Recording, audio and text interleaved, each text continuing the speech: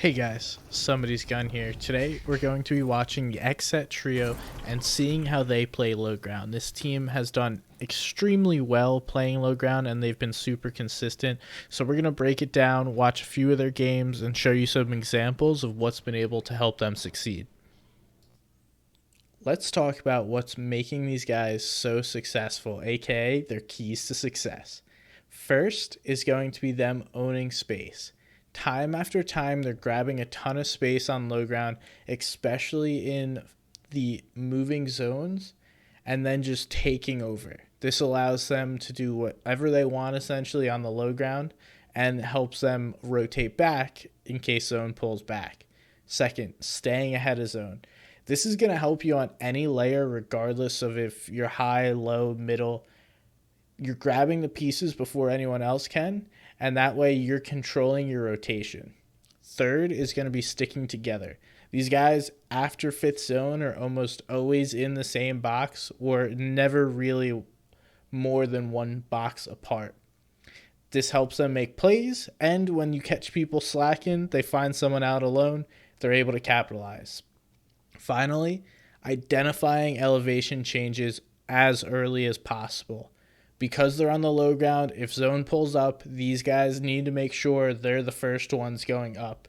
They can't wait, and they do this consistently and are very good at identifying when zone pulls across.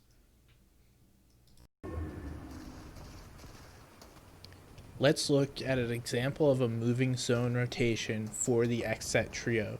We can see they stay on one of the sides of zone on low ground and then just own all this space. They create a singular tunnel, saving some mats on the left side of their tarp because it's up against zone, and then they just own all of this space. We can see them do this time and time again, especially during first moving zones. Then, once we get up to the front edge, we'll see Shark constantly pushing on the front edge of zone to grab all of the pieces that he can. Next, we're going to see an example of the benefits of playing low ground. We're going to see Shark scout out a trio rotating towards them and then recognize that they're moving on top of them. When they do this, it's going to cause them to triple spray and knock a player down. We'll watch this from several different perspectives here, but this is one of the reasons why low ground is so strong at the moment, because you can use triple sprays to knock people down, shockwaves, as well as crash pads to drop people into your box. And when you have full control like these guys do down below, there's very little that the player above that's getting dropped down can do in order to combat your team. Essentially has to hit 3 back-to-back 200 pumps in order to survive here, and your teammates really can't help you out once you get dropped in. Now let's watch them play 2 straight and different end games to see how they put into place all of these different principles and how it winds up working out for them. So first, what we're going to see is Shark. He's typically their lead tarper and he's going to stay ahead of zone. Occasionally AV and him will switch places, and Knight is just hanging along for the ride, looking for elims, sharing the materials, getting refreshes, things like that. That is what I've seen from this trio and the way that it's most effective for them. So what we'll have to look for is, again, look at all this space that this trio owns once they've gone and grabbed a tarp. That can be used for when zone pulls back. If it does, they can go back into their old builds just like any other trio. But on low ground, I think personally it's more effective because of the strategies of dropping people down we talked about before. But now we're going to get some elevation changes here and watch how this team plays it. Not exactly the perfect rotate because they're going to both take some shots, get beams a little bit on the way down, but we can see there's a clear strategy to go down to low ground again and play out the low ground game. Once they do, they get an elimination, grab some extra materials and stuff, and then take over a bunch of space. It's the same techniques and really high-level strategies that these guys are trying to do. Stick together, take up space, and then just play as a trio and stay ahead of zone. It's not much crazier than that.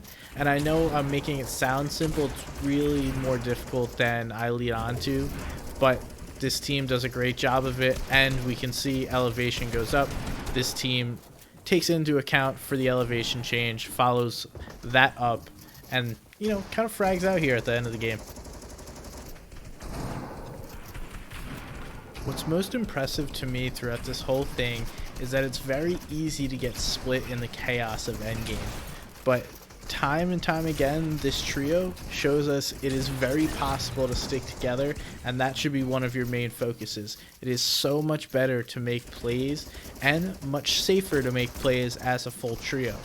And my favorite part of this game is we will see how this trio uses their low ground strategy to win a game.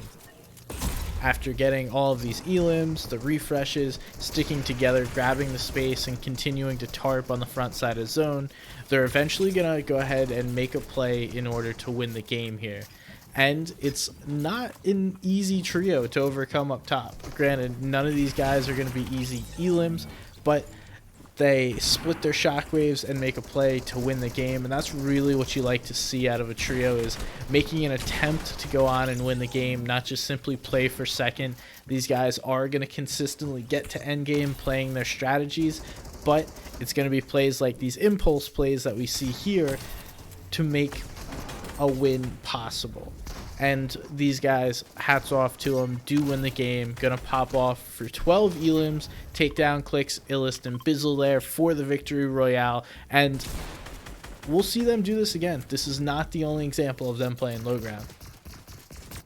This is a slightly different example. They're not all together right now. They do eventually wind up getting back together, but the principles remain the same. We see once they do get all back together, Shark's already ahead, tarping towards the front side of zone, and his teammates are working to get back towards him. This is what we see every single game. Fortunately, we got some replay lag, but these guys, once again, are taking over. Look at all this space that they hold on low ground here. If someone were to jump down into their box, they would have full control of every single piece and be able to make plays based off that control, forcing players on low ground to make decisions that they probably don't want to because of the pressure, and identifying again a need to go up. They don't stay on low ground when it is not possible. They identify when zone's going up a hill, a mountain, whatever it may be, and immediately grab that space because it's super important. I talk about it somewhat in a squad VOD review that I put together, but a single focus or a single objective for a trio or a squad is going to be key to success, and these guys seem to always be on the same page. Their key, like I talked about, we have different keys, but more so the key to success is having a conclusive trio that works together and makes decisions together instead of second guessing options or, you know, trying to make solo plays. These guys are always together and making plays as a full trio, doing so amazingly effectively.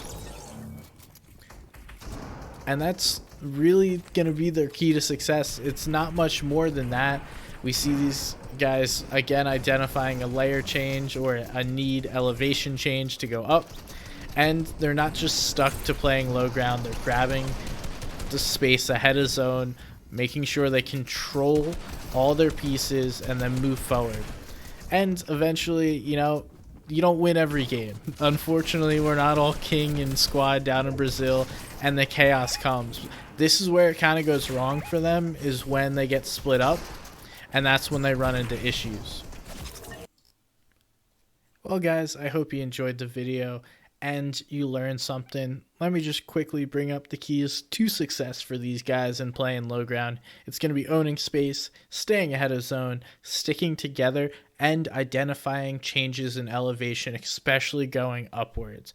That's some of the keys that make these guys so successful, and I'm sure you can implement it into your own game as well. I just want to thank you guys for watching. If you did enjoy the video, please go ahead and like and subscribe to my channel. I would really appreciate it. My name is Somebody's Gun. Thank you guys so much for watching, and I will see you next time.